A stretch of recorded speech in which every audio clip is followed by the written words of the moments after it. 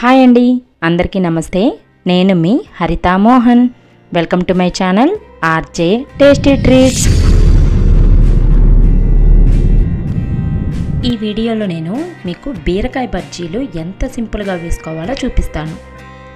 నేను first time ఈ బజ్జీలు చేసినప్పుడు టేస్ట్ చాలా బాగున్నాయండి. పైగా బీరకాయ వల్ల బజ్జీ రుచి చాలా కొత్తగా అనిపించింది. మా ఇంట్లో అయితే అందరికీ చాలా నచ్చిన రెసిపీ. మరి ఈ సింపుల్ రెసిపీని ఎలా ప్రిపేర్ చేసుకోవాలో ఇప్పుడు చూసేద్దాం. ఈ బజ్జీల కోసం ఇక్కడ నేను ఈ సైజు బీరకాయ ఒకటి తీసుకున్నాను. ఫస్ట్ అయితే ఇలా ఒక చిన్న ముక్క కట్ చేసుకొని బీరకాయ చేదు ఉందో లేదో చెక్ చేసుకోవాలి. ఈ బీరకాయ అయితే చేదుగా ఏం లేదు. ఇక దీన్ని పీల్ చేసుకొని ఇక్కడ నేను చూపించిన సైజులో బీరకాయ ముక్కల్ని కట్ చేసుకోవాలి. ఈ మాత్రం సైజు ఉంటేనే బజ్జీ వేసుకోవడానికైనా తినడానికైనా చాలా బాగుంటుంది. ఇప్పుడు ఒక బౌల్లో 1 కప్పు శనగపిండి, 1/2 కప్పు బియ్యపిండి, రుచికి సరిపడా ఉప్పు, 1/2 స్పూన్ కారం, చిటికెడు పసుపు, 1/2 స్పూన్ వాము వేసుకొని ఈ పొడి పిండిని బాగా కలుపుకోవాలి.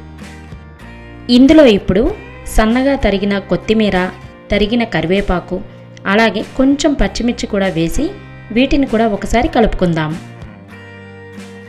ఇలా పిండిని కలిపిన తర్వాత చివరిగా చిటికెడు వంట సోడా కూడా వేసి ఒకసారి పిండి మొత్తం బాగా కలిపి ఇప్పుడు బజ్జీ పిండి కన్సిస్టెన్సీ వచ్చేలాగా వాటర్ని కొంచెం కొంచెంగా యాడ్ చేసుకుంటూ పిండిని కలుపుకోవాలి.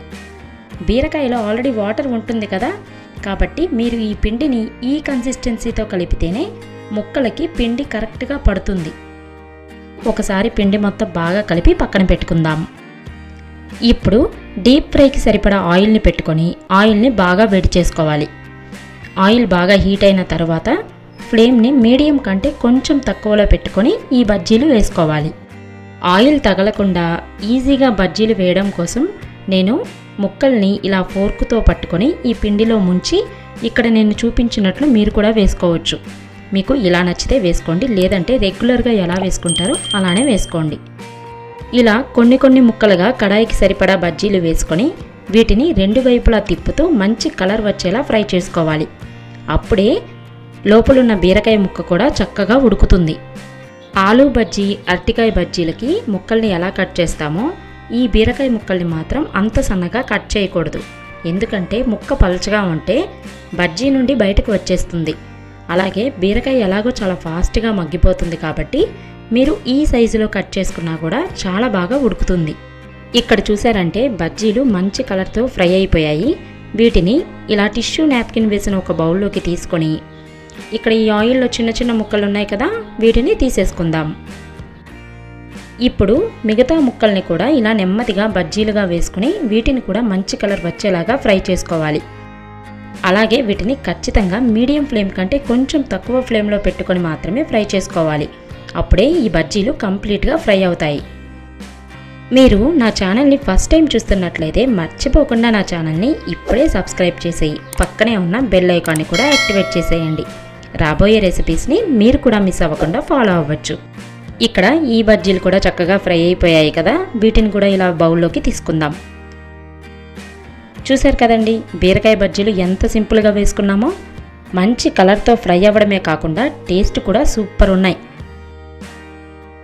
ఇక్కడైతే బజ్జీ పిండి కొంచెం మిగిలింది కదా, ఇందులో నేను కొన్ని ఉల్లిపాయ ముక్కలు వేసుకొని వీటిని బాగా కలుపుకుంటున్నాను. ఇప్పుడు ఆయిల్లో ఇలా స్పూన్తో కానీ చేత్తో కానీ చిన్న పకోడీలా వేసుకుందాం.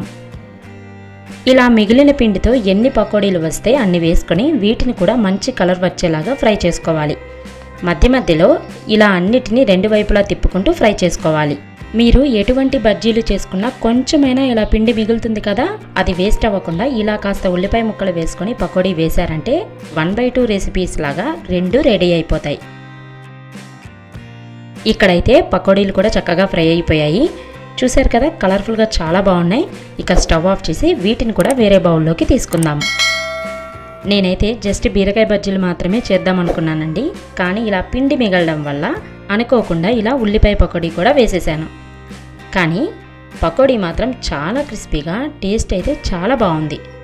ఇంతేనండి, చూశారు కదా బీరకాయ బజ్జీలు అలాగే ఆనియన్ పకోడీ ఎంత సింపుల్గా చేసుకోవచ్చో, బీరకాయ అంటే నచ్చకపోయినా లేక కర్రీలాగా తిని బోర్ కొట్టినా చక్కగా ఇలా బీరకాయ బజ్జీలు వేసుకున్నారంటే అందరూ ఇష్టంగా తింటారు.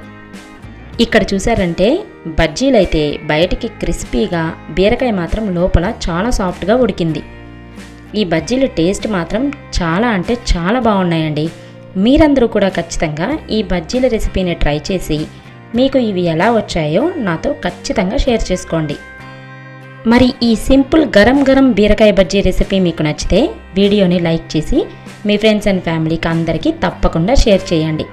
అలానే మరెన్నో చక్కని రెసిపీస్ కోసం ఇప్పుడే నా ఛానల్ని సబ్స్క్రైబ్ చేసి పక్కనే ఉన్న బెల్ ఐకాన్ని కూడా యాక్టివేట్ చేయండి. మరో ఇంట్రెస్టింగ్ రెసిపీతో మళ్ళీ కలుద్దాం. అప్పటి వరకు బాయ్.